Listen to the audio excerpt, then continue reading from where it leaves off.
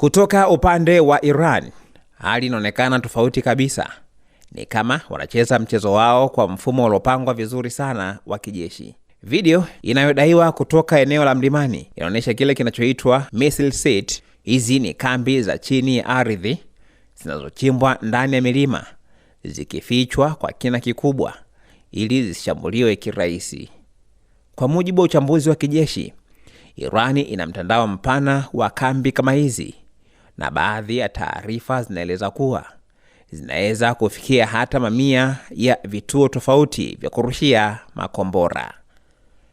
Katika video hiyo, wanajeshi wanaonekana wakishangilia kila kombora linapoondoka, jambo linaloonyesha moral au hamasa yao bado iko juu licha ya mashambulizi wanayopata. Lakini ile hoja ya kambi 31 kila moja inajitegemea, hii mara nyingi huenezwa mitandaoni kama simulizi, lakini kiuhalisia mfumo wa Iran unafanya kazi kwa mtandao uliounganishwa chini ya kikosi cha anga cha IRGC.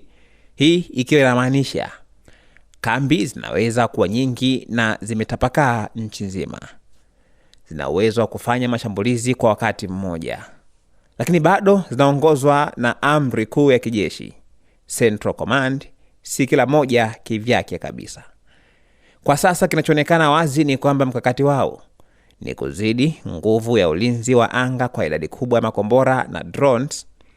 Hii ndio sababu hata mifumo ya ulinzi ya Israel wakati mwingine inaelemewa.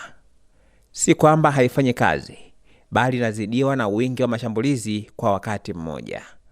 Na hiyo oda ya mwisho ya kiongozi mkuu unayotaja inaendana na propaganda na kauli kali ambazo mara nyingi hutolewa wakati wa vita, lengo ikiwa kuonesha kwamba operation itaendelea bila kusita. Usiache kusubscribe channel yetu ya YouTube ambayo inasomeka Dodoma TV.